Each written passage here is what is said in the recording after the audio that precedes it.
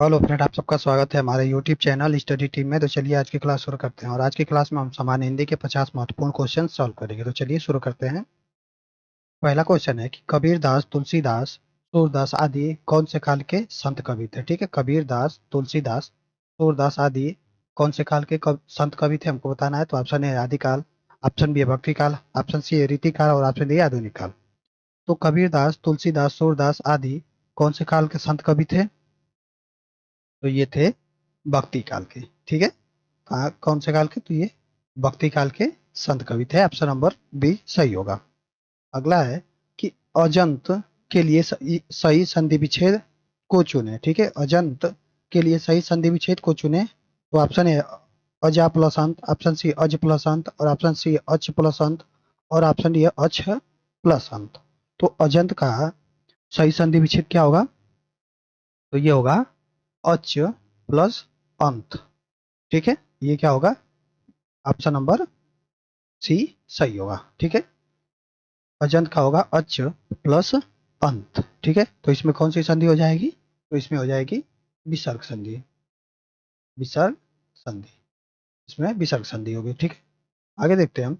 आगे है, किसका प्रयोग सदैव एक वचन में होता है। ठीक है, किसका प्रयोग सदैव एक वचन में होता है, हमको बताना है। तो ऑप्शन ए है नदी, ऑप्शन बी है प्रत्येक, ऑप्शन सी है साधु और ऑप्शन डी है घर। ठीक है, तो किसका प्रयोग सदैव एक वचन में होता है? तो ये है कि प्रत्येक का, जो प्रत्येक है इसका प्रयोग क्या होता है? हमेशा एक वचन में होता है। ठीक है, प्रत्येक का क्या होता है? हमेशा एक वचन में होता है। ठीक है, नदी का बहुवचन क्या होगा? तो नदी का बहुवचन होगा नदियां। नदियां क्या होगा? नदी का बहुवचन होगा। ठीक है, साधु का बहुवचन क्या होता है? तो साधु का बहुवचन साधु ही होता है। ठीक है, साधु का बहुवचन क्या होता है? तो साधु ही होता है। ठीक है, आगे बढ़ते हैं। आगे निम्नलिखित में से कौन सा शब्द क्षणिक का विलोमार्थी है? ठीक है, क्षणिक का विलोमार्थी बताना है कि क्या होगा। तो ऑप्शन ए है अक्षम्य, ऑप्शन बी है शाश्वत, ऑप्शन सी है पल और ऑप्शन डी है मणिक। तो क्षणिक का विलोम क्या होगा? तो क्षणिक का विलोम होता है शाश्वत। ठीक है, ऑप्शन नंबर बी सही होगा। ठीक है, अक्षम्य किसका विलोम है? तो ये क्षम्य का विलोम है। ठीक है, क्षम्य का विलोम क्या है? अक्षम्य है। ठीक है, पल का विलोम क्या है? पल किसका विलोम है? तो पल घेटा का विलोम है। ठीक है, ऑप्शन नंबर हमारा इसमें कौन सा होगा? तो ऑप्शन नंबर बी होगा, क्षणिक का शाश्वत। ठीक है, चलिए आगे देखते हैं हम। आगे है उपर्युक्त के लिए सही संधि विच्छेद को चुने। ठीक है, उपर्युक्त का सही संधि विच्छेद हमको बताना है कि क्या होगा। तो ऑप्शन ए ऊपर हो प्लस उक्त, ऑप्शन बी है ऊपर प्लस उक्त, ऑप्शन सी है ऊपरी प्लस उक्त और ऑप्शन डी है ऊपरी प्लस उक्त। तो उपर्युक्त का सही संधि विच्छेद क्या होगा? तो इसका सही संधि विच्छेद होगा ऊपरी प्लस उक्त। ऊपरी प्लस उक्त। ठीक है, ये क्या होगा? ये इसका संधि विच्छेद होगा। ठीक है, तो इसमें क्या है कि इसमें यहाँ पे ई और ऊ बन के क्या बना रहे हैं? ई और ऊ बन के ये यू बन रहा है। ठीक है, तो कौन सी संधि हो जाएगी? तो ये हो जाएगी यण संधि। ये होगी यण संधि। कौन सा ऑप्शन सही होगा? तो ये होगा ऑप्शन नंबर डी, ऊपरी प्लस उक्त। ऑप्शन नंबर डी सही होगा। अगला है, निम्नलिखित शब्द में वर्तनी की दृष्टि से कौन सा शब्द अशुद्ध है? ठीक है, अशुद्ध शब्द बताना है कि कौन अशुद्ध लिखा गया है। तो ऑप्शन ए है पुष्पांजलि, ऑप्शन बी है निरापराध, ऑप्शन सी है भास्कर और ऑप्शन डी है उज्जवल। ठीक है, तो इसमें वर्तनीय रूप से अशुद्ध कौन सा है? तो पुष्पांजलि क्या है? ये पुष्पांजलि शुद्ध लिखा हुआ है। ठीक है, पुष्पांजलि क्या है? शुद्ध लिखा हुआ है। भास्कर भी क्या है? ये भी शुद्ध लिखा हुआ है। उज्जवल भी क्या है? ये भी शुद्ध लिखा हुआ है। निराधार क्या है? ये अशुद्ध है। तो हमारा ऑप्शन नंबर बी सही होगा। हमको अशुद्ध बताना है तो ऑप्शन नंबर बी सही होगा। इसका शुद्ध रूप क्या होगा? निरापराध, निरापराध का शुद्ध होगा क्या होगा? तो इसका शुद्ध होगा निरअपराध होगा। निरअपराध, निरअपराध होगा। ठीक है, चलिए आगे देखते हैं हम। आगे निम्नलिखित में से कौन सा अमृत का एक पर्यायवाची नहीं है? ठीक है, अमृत का पर्यायवाची हमको बताना है कि कौन नहीं है। तो ऑप्शन है सुधा, ऑप्शन बी अम्मी, ऑप्शन सी है मधु, ऑप्शन सी है और ऑप्शन डी है रसाल। ठीक है, तो अमृत का कौन सा पर्यायवाची है जो इसमें नहीं है? तो अमृत का पर्यायवाची क्या है? सुधा भी अमृत का पर्यायवाची है। अम्मी क्या है? ये भी अमृत का पर्यायवाची है। मधु क्या है? ये भी अम्लीय का पर्यायवाची है। लेकिन रसाल क्या है? ये अमृत का पर्यायवाची नहीं है। ठीक है, तो ऑप्शन नंबर डी हमारा सही होगा, क्योंकि हमको बताना है कि कौन अमृत का पर्यायवाची नहीं है। रसाल किसका पर्यायवाची है? रसाल किसका पर्यायवाची है? तो ये आम का पर्यायवाची है। आम का पर्यायवाची है रसाल। ठीक है, चलिए अगला देखते हैं हम। अगला है, निम्नलिखित वाक्यों में से संबंध कारक वाले वाक्य को पहचानिए। ठीक है, संबंध कारक वाले वाक्य को पहचानना है कि किसमें संबंध कारक है। तो ऑप्शन ए है राम खाना खाता है। ऑप्शन बी है राधा का कुत्ता बहुत तेज दौड़ता है। ऑप्शन सी है राम ने रावण को मारा। और ऑप्शन डी है माँ अपने बच्चे को मारती है। ठीक है, तो इसमें संबंध कारक वाला वाक्य कौन सा है? तो इसमें संबंध कारक वाला वाक्य है, राधा का कुत्ता बहुत तेज दौड़ता है। राधा का कुत्ता बहुत तेज दौड़ता है, इसमें क्या है?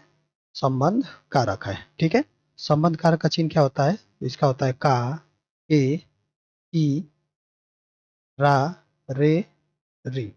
ये क्या होता है? संबंध कारक का चिन्ह होता है। ठीक है, चलिए आगे देखते हैं कि कारक किसे कहते हैं। ठीक है, कारक किसे कहते हैं और के कितने कारक के कितने प्रकार होते हैं उसके बारे में हम लोग जानते हैं। कारक किसे कहते हैं? कारक, ठीक है, कारक के बारे में पढ़ते हैं। तो कारक संज्ञा या सर्वनाम के जिस रूप से वाक्य के दूसरे शब्दों के साथ संज्ञा या सर्वनाम का संबंध का बोध हो तो उस रूप को हम क्या कहते हैं? कारक कहते हैं। या इसी को हम इस तरह कह सकते हैं कि जिस रूप से संज्ञा या सर्वनाम के जिस रूप से संज्ञा का संज्ञा या सर्वनाम का क्रिया से संबंध का बोध हो उसे हम कारक कहते हैं। ठीक है, चलिए इसको लिखते हैं हम, और फिर उसके बाद कारक के प्रकार देखेंगे। तो संज्ञा या सर्वनाम संज्ञा सर्वनाम के जिस रूप से जिस रूप से संज्ञा या सर्वनाम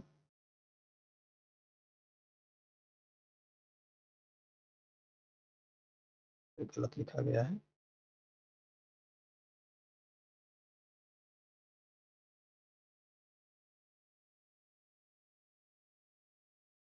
संज्ञा संज्ञा या सर्वनाम सर्वनाम है कारक। संज्ञा या सर्वनाम के जिस रूप से संज्ञा या सर्वनाम का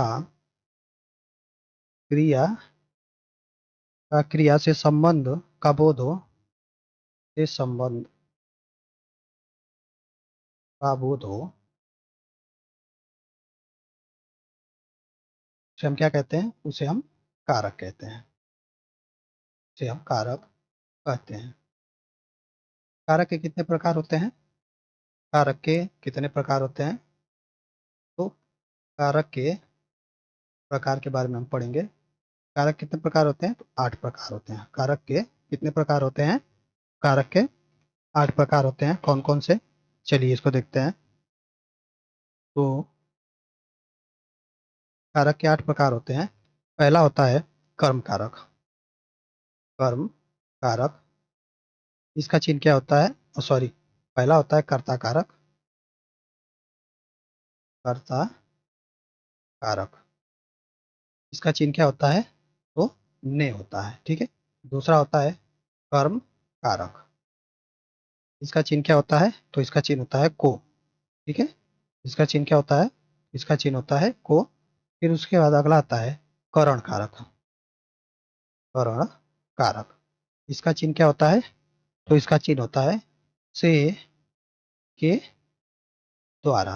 ये क्या होता है? ये करण कारक का होता है। करण कारक के बाद आता है संप्रदान कारक। संप्रदान कारक का चिन्ह क्या होता है? तो इसका चिन्ह होता है को के लिए। को के लिए। संप्रदान कारक के बाद आता है अपादान कारक। अपादान कारक, अपादान कारक का इसका चिन्ह क्या होता है? तो इसका चिन्ह होता है से। लेकिन यहाँ पे से का अर्थ किस स्थिति में होता है? तो अलगाव के अर्थ में होता है। अलगाव के अलगाव के अर्थ में होता है। अलगाव के अर्थ में होता है। जैसे हमने कहा कि पेड़ से पत्ते गिरते हैं, पेड़ से पत्ते गिरते हैं, तो यहाँ से क्या हो रहा है कि पेड़ से पत्ता टूट के अलग हो रहा है, तो यहाँ पे क्या होगा? अपादान कारक होगा। ठीक है, तो यहाँ पे से का प्रयोग किस किस लिए होता है? तो अलगाव की स्थिति में होता है। अपादान कारक के बाद क्या आता है? संबंध कारक। संबंध कारक का चिन्ह क्या होता है? तो ये होता है का, के, की, रा, रे, री। ये क्या होता है? ये संबंध कारक का चिन्ह होता है। फिर उसके बाद आता है अधिकरण कारक। अधिकरण कारक, इसका चिन्ह क्या होता है? तो ये होता है में पर। अधिकरण कारक का क्या होता है? में पर। फिर उसके बाद आता है संबोधन। संबोधन कारक, इसका चिन्ह क्या होता है? तो इसका चिन्ह होता है हे, अरे, हो। ये क्या होता है? ये संबंध कारक होता है। तो हमने कारक के बारे में पढ़ा कि कारक किसे कहते हैं और कारक के कितने प्रकार होते हैं। कारक के 8 प्रकार होते हैं। ठीक है, चलिए आगे देखते हैं। अगला क्वेश्चन पढ़ते हैं।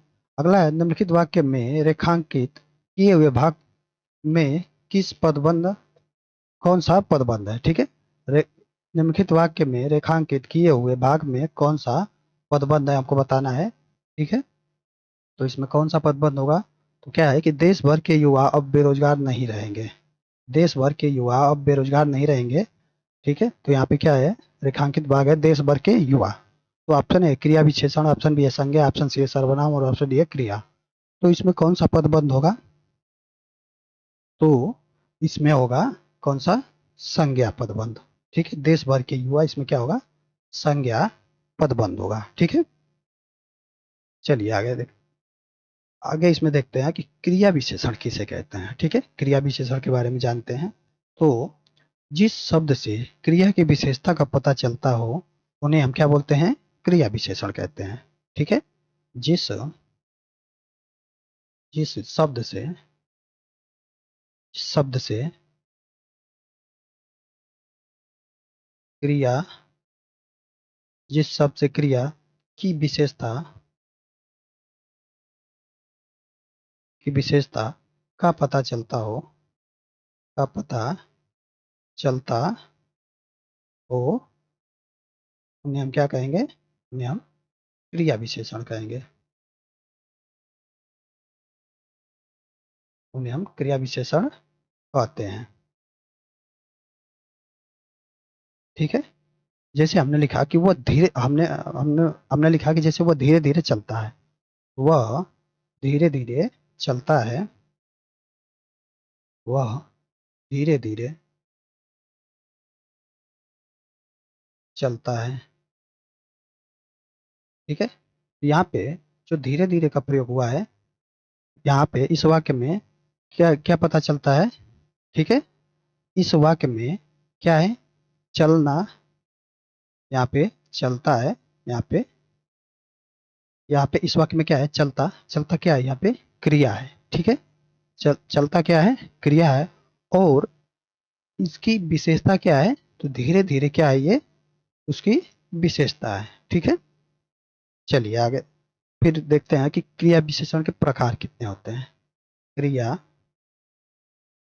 विशेषण के प्रकार। क्रिया विशेषण कितने प्रकार होते हैं? तो 4 प्रकार के होते हैं। कौन कौन से? चलिए इसको लिखते हैं हम। क्रिया विशेषण के कितने प्रकार होते हैं? 4 प्रकार। पहला होता है स्थानवाचक।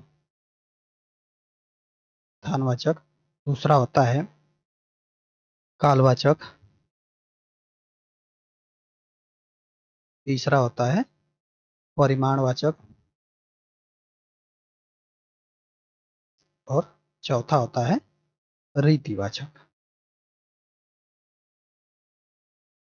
ये क्या होते हैं? ये क्रिया विशेषण के प्रकार होते हैं। ठीक है, फिर आगे देखते हैं कि संज्ञा किसे कहते हैं। संज्ञा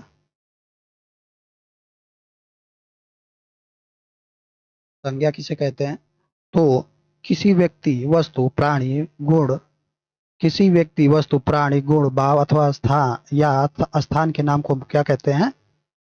स्थान के नाम के घोतक को हम संज्ञा कहते हैं। ठीक है। संज्ञा कितने भेद होते हैं? तो संज्ञा के 5 भेद होते हैं। कौन कौन से?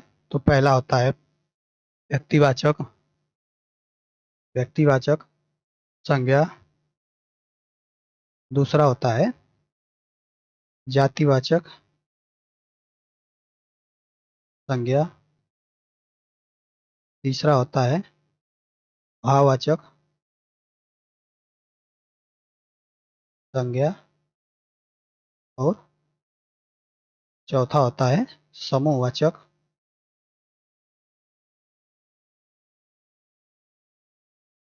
और पांचवा होता है द्रव्यवाचक संज्ञा।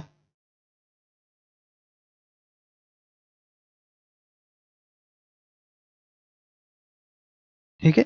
तो संज्ञा किसे कहते हैं हमने उसके बारे में जाना, और इसके कितने भेद होते हैं वो हमने लिख दिया। अब इसके बाद आता है सर्वनाम। सर्वनाम, सर्वनाम किसे कहते हैं और इसके कितने प्रकार होते हैं? तो चलिए, सर्वनाम किसे कहते हैं?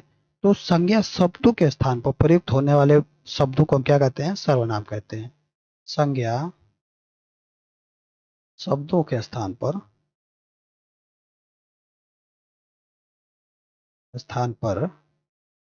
प्रयुक्त होने वाले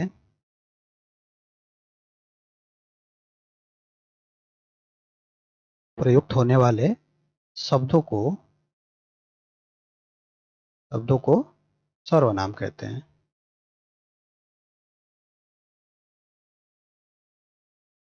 सर्वनाम के कितने प्रकार होते हैं? तो सर्वनाम के 6 प्रकार होते हैं। कौन कौन से? पहला होता है पुरुषवाचक, सर्वनाम। दूसरा होता है निश्चयवाचक सर्वनाम।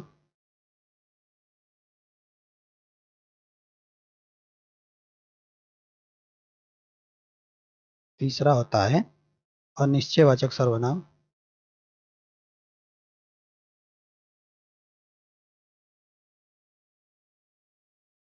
चौथा होता है प्रश्नवाचक सर्वनाम।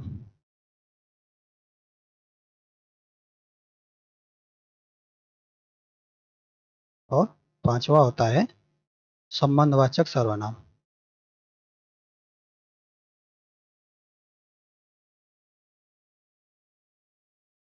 और छठा होता है निजवाचक सर्वनाम।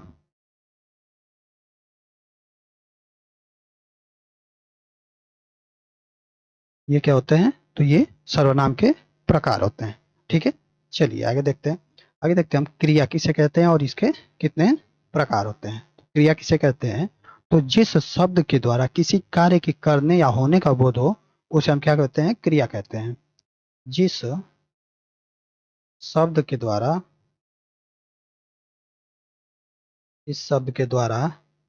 किसी कार्य के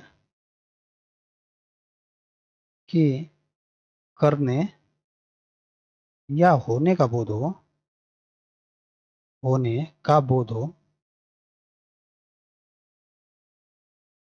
होता है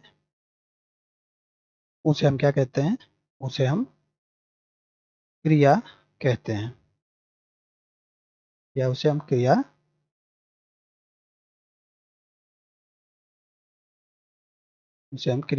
कहते हैं। ठीक है। क्रिया के कितने प्रकार होते हैं? तो क्रिया के कितने प्रकार होते हैं? क्रिया के कितने प्रकार होते हैं? क्रिया के 2 प्रकार होते हैं, या क्रिया के 2 भेद होते हैं। क्रिया के भेद। ठीक है। क्रिया के भेद कितने होते हैं? तो 2। कौन कौन से? पहला होता है सकर्मक क्रिया और दूसरा होता है अकर्मक क्रिया। ठीक है। तो ये हमने क्रिया विशेषण, संज्ञा, सर्वनाम और क्रिया के बारे में पढ़ा। चलिए आगे अगला क्वेश्चन देखते हैं। अगला क्वेश्चन है कि निम्नलिखित में से कर्मवाच्य का उदाहरण है। ठीक है। कर्मवाच्य का उदाहरण हमको बताना है कि कौन सा है। तो ऑप्शन ए पत्र लिखा जाता है, ऑप्शन बी है राम पुस्तक पढ़ता है, ऑप्शन सी है सीता पत्र लिखती है, और ऑप्शन डी है मुझसे बैठा नहीं जाता। तो इसमें कर्मवाच्य का उदाहरण कौन सा होगा? तो इसमें कर्मवाच्य का उदाहरण क्या होगा? तो ये होगा कि पत्र लिखा जाता है। ये क्या है? ये कर्मवाच्य है। ठीक है, ऑप्शन नंबर ए सही होगा। ठीक है, चलिए अब आगे देखते हैं कि वाच्य किसे कहते हैं और वाच्य के कितने प्रकार होते हैं। ठीक है, वाच्य किसे कहते हैं? वाच्य किसे कहते हैं? तो क्रिया के जिस रूप से यह जाना जाए कि वाक्य में क्रिया का मुख्य संबंध कर्ता, कर्म या भाव से है, वह क्या होगा? वाच्य कहलाएगा। ठीक है, चलिए इसको लिख देते हैं हम।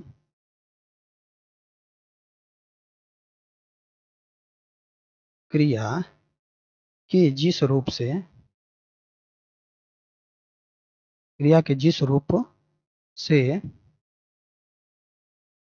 यह जाना जाए कि वाक्य में क्रिया का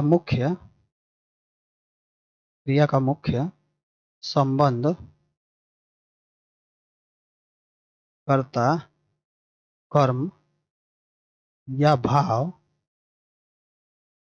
से है, वह क्या कहलाता है? वह वाच्य कहलाता है। वाच्य कहलाता है। ठीक है, वाच्य के कितने भेद होते हैं? वाच्य के भेद, वाच्य के भेद कितने भेद होते हैं वाच्य के? तो वाच्य के 3 भेद होते हैं। कौन कौन से? पहला होता है कृतवाच्य, कृतवाच्य। दूसरा होता है कर्मवाच्य, और तीसरा होता है भाववाच्य। ये वाच्य के भेद होते हैं। ठीक है, चलिए आगे देखते हैं हम।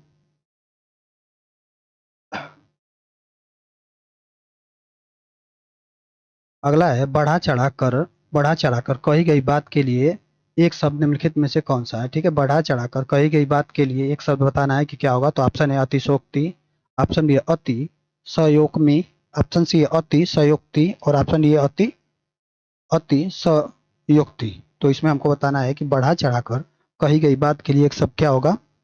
तो बढ़ा चढ़ाकर कही गई बात के लिए एक शब्द होगा कौन सा? तो इसमें देखना है कि अति सयोक्ति क्या है, इसमें गलत लिखा हुआ है। तो कौन से हमको देखना है कि कौन सा अतिशोक्ति सही लिखा है, वही हमारा आंसर होगा। तो कौन सा होगा? ये होगा हमारा ऑप्शन नंबर डी। क्या है? सही होगा। ये अतिशोक्ति क्या है? सही लिखा गया है।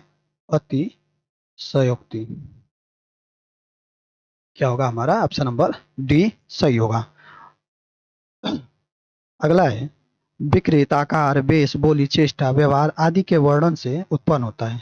विकृत आकार, वेश, बोली, चेष्टा, व्यवहार आदि के वर्णन से उत्पन्न होता है। क्या उत्पन्न होता है? तो ऑप्शन ए हास्य रस, ऑप्शन बी शांत रस, ऑप्शन सी करुण रस, और ऑप्शन डी है रौद्र रस।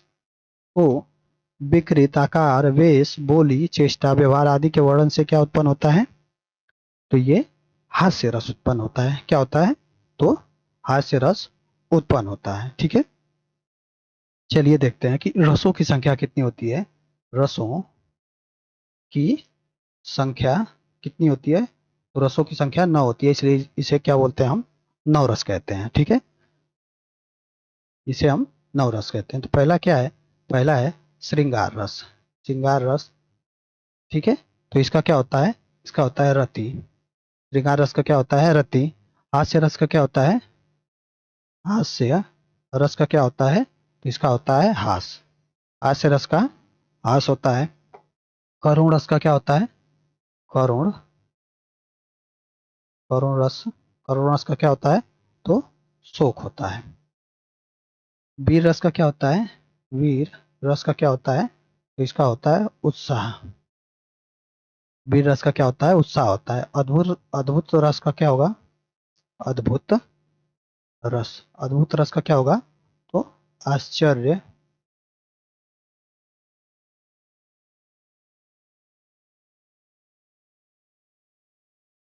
आश्चर्य या विस्मय। ठीक है, अद्भुत रस का। फिर उसके बाद भयानक रस का क्या होगा? भयानक रस का, भयानक रस का होगा भय। ठीक है, भयानक रस का क्या होगा? तो भयानक रस का भय होगा। फिर यहाँ पे देखते हैं कि रौद्र रस का क्या होगा? तो रौद्र रस का होता है क्रोध। क्रोध क्या होगा? रौद्र रस का होगा। ठीक है, बीभत्स रस का क्या होगा?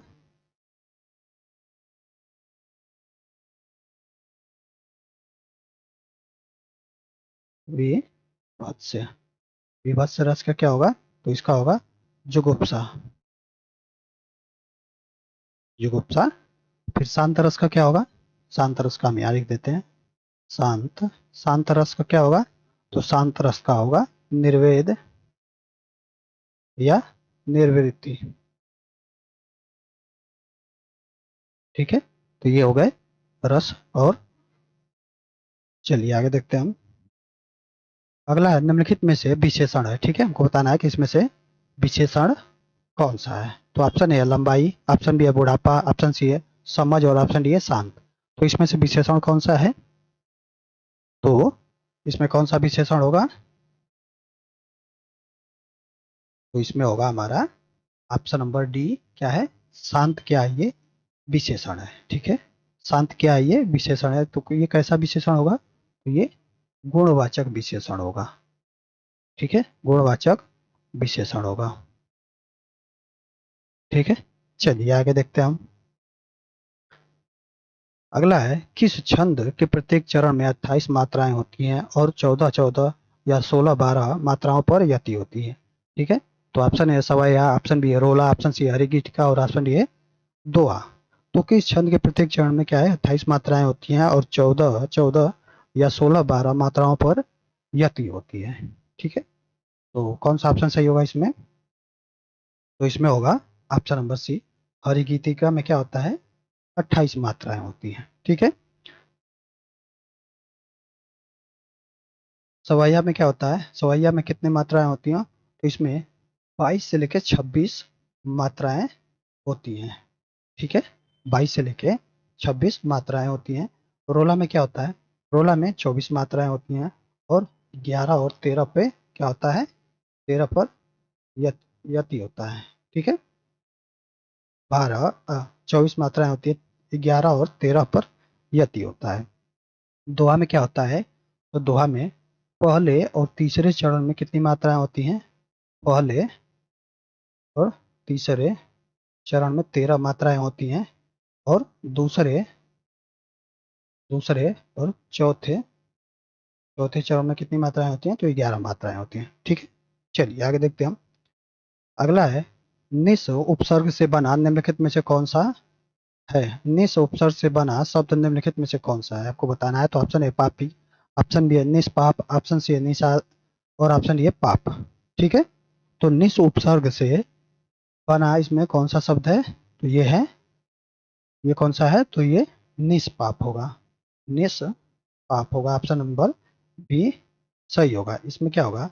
निस प्लस पाप, निस प्लस पाप, इसका ये होगा। तो क्या है? उपसर्ग क्या है? उपसर्ग किसी भी शब्द के आगे लगता है, आगे जो लगता है वो क्या होता है? उपसर्ग होता है। ठीक है, तो यहाँ पे क्या है? निस उपसर्ग है। चलिए अगला देखते हैं हम।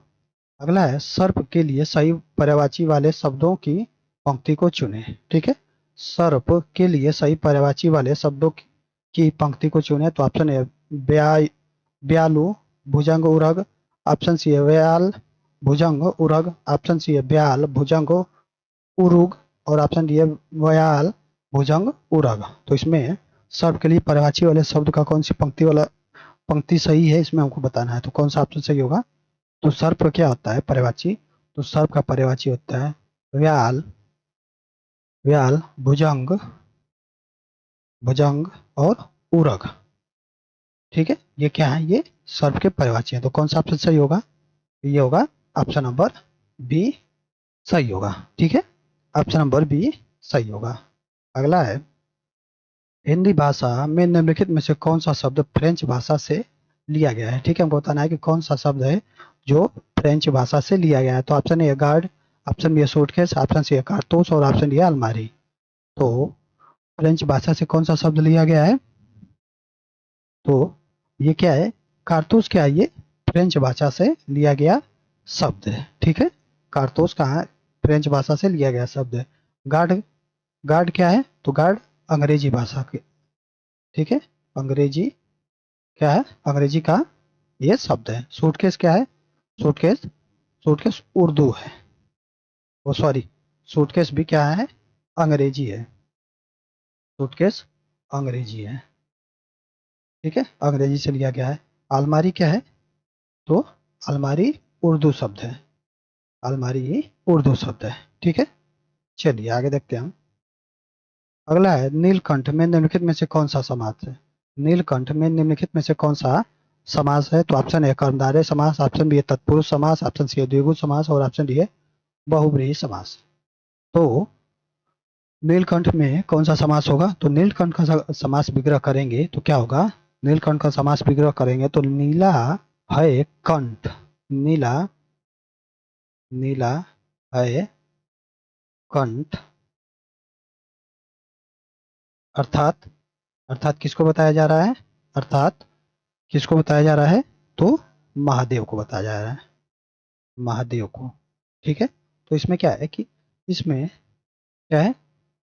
इसमें महादेव को बताया जा रहा है, तो कौन सा ये समास होगा? तो ये होगा बहुब्रीहि समास। ऑप्शन नंबर डी सही होगा। चलिए आगे देखते हैं हम। आगे जिन अवयवों का संबंध वाक्य से नहीं वक्ता के हर्ष शोक आदि भावों से हो वे होते हैं। ठीक है, जिन, जिस, जिस अव्यय का संबंध, जिस अव्यय का संबंध वाक्य से नहीं, वाक्य से नहीं वक्ता के हर्ष शोक आदि भाव से हो होता है वे होते हैं। तो ऑप्शन ए विस्मयादि बोधक, ऑप्शन बी संबंध सूचक अव्यय, ऑप्शन सी है क्रिया विशेषण और ऑप्शन डी है समुच्चय बोधक अव्यय। ठीक है, तो जिन अव्ययों का संबंध वाक्य से नहीं वक्ता के हर्ष शोक आदि भाव से होता है वो क्या होते हैं? वे विस्मयादि बोधक अव्यय होते हैं। ठीक है, ऑप्शन नंबर ए सही होगा। अगला है ने का प्रयोग किस कारक के साथ होता है। ने का प्रयोग किस कारक के साथ होता है? तो ऑप्शन ए करण कारक, ऑप्शन बी है कर्ता कारक, ऑप्शन सी है कर्म कारक और ऑप्शन डी है संप्रदान कारक। ठीक है, तो ने का प्रयोग किस कारक के साथ होता है? तो ये कर्ता कारक के साथ होता है। ऑप्शन नंबर बी सही होगा। करण कारक का चिन्ह क्या होता है? तो करण कारक का होता है से, के द्वारा, के द्वारा। ठीक है, कर्म कारक, तो कर्म कारक को कहते हैं। ठीक है, कर्म कारक का चिन्ह क्या होता है? तो को होता है। संप्रदान का, तो संप्रदान का होता है को के लिए, को के लिए। ठीक है, चलिए आगे देखते हैं हम। आगे निम्नलिखित में से कौन सा जोड़ा सही नहीं है। ठीक है, हमको बताना है कि कौन सा जोड़ा सही नहीं है। तो ऑप्शन है बेटी बेटियां, ऑप्शन बी है डिबिया डिबिये, ऑप्शन सी है श्रोता श्रोतागण और ऑप्शन डी है बधु बधुएं। तो इसमें कौन सा जोड़ा है जो सही नहीं है? तो कौन सा होगा? तो ये होगा ऑप्शन नंबर बी। क्या ये सही नहीं है? डिबिया का बहुवचन क्या होता है? तो डिबिया का बहुवचन डिबिया नहीं होता है, डिबिया होता है। डिबिया क्या होता है? इसका बहुवचन होता है। ठीक है, चलिए आगे देखते हैं हम। आगे रसखान रहीम देव रत्नाकर आदि कवि मुख्यतः किस बोली में रचना करते थे? रसखान रहीम देव रत्नाकर आदि कवि मुख्यतः किस बोली में रचना करते थे? तो option A Awadhi, option B है ब्रज भाषा, ऑप्शन सी है बघेली और ऑप्शन डी है मगधी। तो किस भाषा में ये क्या रचना करते थे? ये ब्रज भाषा में रचना करते थे। ऑप्शन नंबर बी सही होगा। अगला है पक्षी दाना चुग रहा है। ठीक है, पक्षी दाना चुग रहा है रेखांकित शब्द का पर्यायवाची शब्द नहीं है। ठीक है, इसमें रेखांकित क्या है? तो इसमें रेखांकित है पक्षी, पक्षी यहाँ पे छूट गया है। पक्षी के नीचे क्या है? रेखांकित है, उसका बताना है कि कौन सा पर्यायवाची उसका नहीं है। तो ऑप्शन ए पंकज, ऑप्शन बी अंडज, ऑप्शन सी खग और ऑप्शन ए नवचर। तो इसमें क्या है? पक्षी का पर्यायवाची कौन नहीं है वो बताना है। तो कौन सा ऑप्शन सही होगा? तो ये पंकज क्या है? ये पक्षी का पर्यायवाची नहीं है। ठीक है, पंकज क्या है? पक्षी का पर्यायवाची नहीं है। ये किसका पर्यायवाची है? तो ये कमल का पर्यायवाची है। पंकज क्या है? कमल का पर्यायवाची है। बाकी अंडज, खग और नभचर ये क्या है? ये सब पक्षी के पर्यायवाची हैं। ठीक है, अगला है, मेरा आज खाने का मन नहीं होता, अशुद्ध अंश स्पष्ट कीजिए। ठीक है, मेरा आज खाने का मन नहीं होता, बताना है कि इसमें अशुद्ध अंश कौन सा है। तो ऑप्शन ए मेरा, ऑप्शन बी आज, ऑप्शन सी खाने का और ऑप्शन ए मन नहीं होता है। तो इसमें अशुद्ध कौन सा है? कौन सा भाग है? तो यहाँ पे जो मेरा खाने का मन नहीं होता है, ये क्या है? अशुद्ध है। ठीक है, ऑप्शन नंबर डी सही होगा। अगला है, इस इनमें शुद्ध शब्द है। ठीक है, शुद्ध शब्द बताना है कि इसमें शुद्ध कौन लिखा है। तो ऑप्शन ए अध्ययन, ऑप्शन बी अध्ययन, ऑप्शन सी अध्ययन और ऑप्शन डी अध्ययन। तो इसमें अध्ययन वर्तनीय रूप से शुद्ध कैसे लिखा जाएगा? कौन सा ऑप्शन से होगा? तो ये होगा ऑप्शन नंबर सी, क्या होगा? सही होगा। अध्ययन, अध्ययन ये क्या है? ये शुद्ध है। ठीक है, चलिए अगला देखते हैं हम। अगला है, जिसे क्षमा न किया जा सके के लिए एक शब्द निम्नलिखित में से कौन सा होगा? ठीक है, जिसे क्षमा न किया जा सके उसके लिए एक शब्द क्या होगा? तो ऑप्शन ए अक्षम्य, अक्षमा, ऑप्शन बी है अक्षाम्य, ऑप्शन सी है अक्षम्य और ऑप्शन डी है अक्षम्य। तो इसमें जिसे क्षमा न किया जा सके उसके लिए एक शब्द क्या होगा? तो जिसे क्षमा न किया जा सके उसे हम अक्षम्य कहते हैं। ऑप्शन नंबर डी सही होगा। ठीक है, चलिए अगला देखते हैं हम। अगला है, हाहाकार हुआ क्रदन, क्रदनमय, क्रदनमय कठिन ब्रज होते थे चूर, पंक्ति में रस है। हाहाकार हुआ क्रदनमय कठिन ब्रज होते थे चूर, पंक्ति में रस है। हमको बताना है कि इसमें कौन सा रस है। तो ऑप्शन ए बीभत्स, ऑप्शन बी है भयानक, ऑप्शन सी है शांत और ऑप्शन डी है करुण। तो इसमें कौन सा रस होगा? तो इसमें होगा क्या है? इसमें इसमें कौन सा रस होगा? तो इसमें भयानक रस होगा। ऑप्शन नंबर बी सही होगा। ठीक है, चलिए अगला देखते हैं हम। अगला है, अनुस्वार का चिन्ह है, अनुस्वार का चिन्ह है। तो ऑप्शन है स्वर के पहले दो बिंदु, ऑप्शन बी है स्वर के ऊपर चंद्र बिंदु, ऑप्शन सी है स्वर के आगे दो बिंदु और ऑप्शन डी है स्वर के ऊपर बिंदु, स्वर के ऊपर एक बिंदु। तो अनुस्वार का चिन्ह क्या होता है? तो अनुस्वार का चिन्ह होता है कि स्वर के ऊपर एक बिंदु, स्वर के ऊपर एक बिंदु, ये क्या होता है? अनुस्वार होता है। जैसे अंग ऐसे लिखा जाता है, तो ये क्या है? ये अनुस्वार है। ठीक है, चलिए अगला देखते हैं हम। अगला निम्नलिखित वाक्यों में से पूर्ण वर्तमान काल को स्पष्ट करिए। ठीक है, बताना है कि किस में पूर्ण वर्तमान काल है। तो ऑप्शन है अब हमारे पढ़ने का समय हो गया है, ऑप्शन बी है वह घूमने जा रही है, ऑप्शन सी है वह पढ़ रहा था और ऑप्शन ये मैं बाहर जाऊंगी। तो इसमें पूर्ण वर्तमान काल हमको बताना है। तो इसमें पूर्ण वर्तमान काल किस में होगा? तो इसमें पूर्ण वर्तमान काल हमको बताना है। तो इसमें पूर्ण वर्तमान काल क्या होगा? अब हमारे पढ़ने का समय हो गया है, ये क्या है? ये पूर्ण वर्तमान काल है। अब हमारे पढ़ने का समय हो गया है, ये क्या है? इसमें पूर्ण वर्तमान काल है। चलिए आगे देखते हैं। अगला है, निम्नलिखित में से तत्सम तद्भव का सही युग्म है। ठीक है, तद्भव तत्सम का सही युग्म बताना है कि कौन सा होगा। तो ऑप्शन में महुक, महुआ, ऑप्शन बी अछवाट, अखाड़ा, ऑप्शन डी आदरक, अधरक और ऑप्शन डी इछ, इक। तो इसमें तत्सम तद्भव का सही युग्म कौन सा है? तो इसमें है अछवाट, अखाड़ा, ये क्या है? तद्भव तत्सम का शुद्ध रूप है। ठीक है, सही युग्म है।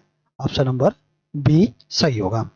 अगला है, वी उपसर्ग से बना शब्द निम्नलिखित में से कौन सा है? बी उपसर्ग से बना शब्द निम्नलिखित में से कौन सा है, हमको बताना है। तो ऑप्शन ए बन, ऑप्शन बी है भीम, ऑप्शन सी है विमुख और ऑप्शन डी है वीर। तो बी उपसर्ग से बना निम्नलिखित शब्द कौन सा है? तो क्या होता है? वी प्लस मुख होता है। कौन सा ऑप्शन सही होगा? ऑप्शन नंबर सी सही होगा। वी क्या है? यहाँ पे उपसर्ग है। ठीक है, चलिए अगला देखते हैं। अगला है, हिंदी में शब्दों के बाद जोड़ने वाले शब्दांशों को क्या कहते हैं? हिंदी में शब्दों के बाद जोड़ने वाले शब्दांशों को क्या कहते हैं, बताना है। तो ऑप्शन ए सर्वनाम, ऑप्शन बी परसर्ग, ऑप्शन सी संज्ञा और ऑप्शन डी विशेषण। तो हिंदी में शब्दों के बाद जोड़े जाने वाले शब्दांशों को क्या कहते हैं? तो उसे हम कहते हैं परसर्ग। ऑप्शन नंबर बी सही होगा। ठीक है, ऑप्शन नंबर बी सही होगा। जैसे हमने लिखा कि राम राम ने, तो यहाँ पे ने क्या है, ने परसर्ग है। जैसे हमने लिखा कि राम से अलग, राम से अलग, तो इसमें परसर्ग कौन सा होगा, तो इसमें परसर्ग से होगा। ठीक है, चलिए आगे देखते हैं हम। अगला है क्रोध रूपी अग्नि क्रोधाग्नि का कौन सा समास है। ये क्रोध रूपी अग्नि क्रोधाग्नि, यह कौन सा समास है बताना है कि क्रोधाग्नि में कौन सा समास होगा। तो ऑप्शन ए कर्मधारय समास, ऑप्शन बी द्वंद्व समास, ऑप्शन सी अव्ययी भाव समास और ऑप्शन डी बहुब्रीहि समास। तो क्रोध रूपी अग्नि क्रोधाग्नि में कौन सा समास होगा, तो ये कर्मधारय समास होगा। ऑप्शन नंबर ए सही होगा। अगला है इस वाक्य में स्थानवाचक क्रिया विशेषण है। ठीक है, स्थानवाचक क्रिया विशेषण बताना है कि किसमें स्थानवाचक क्रिया विशेषण है। तो ऑप्शन है आप यहाँ बैठिए, ऑप्शन बी है वह धीरे धीरे चलता है, ऑप्शन सी है मोहन जयपुर से अभी आया है और ऑप्शन डी है गुरुजी बहुत कम बोलते हैं। तो इसमें हमको बताना है कि स्थानवाचक क्रिया विशेषण कौन सा है। ठीक है, तो स्थानवाचक क्रिया विशेषण कौन सा है, कौन सा होगा इसमें। तो आप यहाँ बैठिए, इसमें क्या है, स्थानवाचक क्रिया विशेषण है। आप यहाँ बैठिए, इसमें क्या है, स्थानवाचक क्रिया विशेषण है। ठीक है, यहाँ पे जो यहाँ लिखा है ये क्या बोध करा रहा है, तो ये स्थानवाचक क्रिया विशेषण का बोध करा रहा है कि यहाँ बैठिए यानी किसी स्थान को प्रतीत हो रहा है। ठीक है, चलिए अगला देखते हैं हम। अगला है हिमालय के लिए सही संधि विच्छेद को चुने। हिमालय के लिए सही संधि विच्छेद को चुने, तो ऑप्शन है हिम प्लस आल है, ऑप्शन बी हिम प्लस आल है और ऑप्शन डी हिम प्लस अल है और ऑप्शन डी हिमा प्लस आल है। तो हिमालय का सही संधि विच्छेद क्या होगा, तो हिमालय का संधि विच्छेद होता है हिम प्लस आल है। ठीक है, हिम प्लस आल है।